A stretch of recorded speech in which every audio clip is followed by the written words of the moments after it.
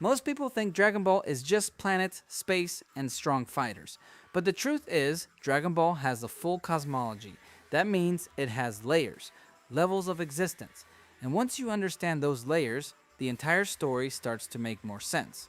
Hey, how's it going? My name is Raf, and welcome to Dragon Ball Code, the place where all we do is talk about Dragon Ball. And today, we are explaining the cosmology of Dragon Ball. Cosmology is just a big word for how reality is organized. Not just where characters live, but how everything is structured. In Dragon Ball, the universe is not flat, it is stacked.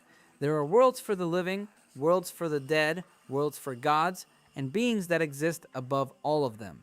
At the lowest level is the living world. This is where mortals live. Planets like Earth, Planet Vegeta, and Namek all exist here.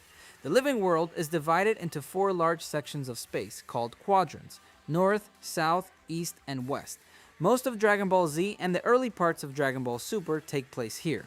Mortals are born, they fight, they grow stronger, and eventually they die. When a character dies, they do not just disappear. They move to Otherworld, also known as the afterlife. This is not another planet, it is a separate realm. This is where we see places like Heaven, Hell, and Snake Way. Time works differently here, and the rules are not the same as the living world. This is why characters like Goku can train after death. In Dragon Ball, death is not the end, it is a transition to another level. If you want to learn more about what happens when you die in Dragon Ball, check out this video. Separate from both the living world and Otherworld is the demon realm. This realm is not part of normal space, and it is not part of the afterlife. It exists on its own. The demon realm is home to demons and dark magic, and the power used here does not always follow the same rules as normal ki. This is why demon characters often feel unnatural or unpredictable. Their abilities come from magic rather than pure battle strength, which makes them dangerous in a different way. Above these realms is the Kai realm. This realm exists outside the normal universe. It is not part of space, and it is not part of the afterlife. This is where the Supreme Kais live. Kais are creators and caretakers.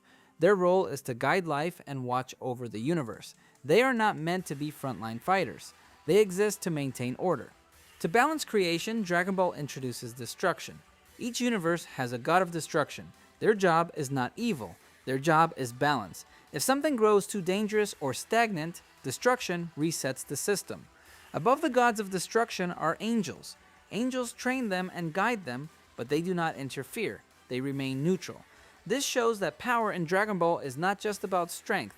It is about role and responsibility. Dragon Ball then expands beyond a single universe.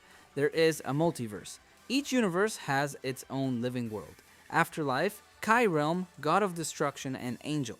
These universes are ranked by something called Mortal Level. Mortal Level is not about how strong the fighters are. It measures how well a universe is managed. Universe 7, this is where Goku lives, ranks low, not because its warriors are weak, but because its overall balance is poor. At the very top of everything sits Zeno. Zeno does not destroy like a god of destruction. He erases.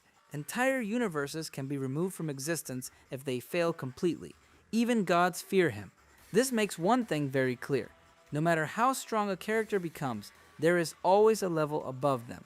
Cosmology explains why power keeps scaling, why gods exist, why death is not final, and why some threats feel bigger than others. Dragon Ball is not just about fighting. It is about balance, order, and consequences. When you put it all together, Dragon Ball becomes a layered structure. Mortals exist at the bottom. The afterlife sits above them. The Kais watch from outside the universe. Gods and angels maintain balance. And Zeno stands above all reality.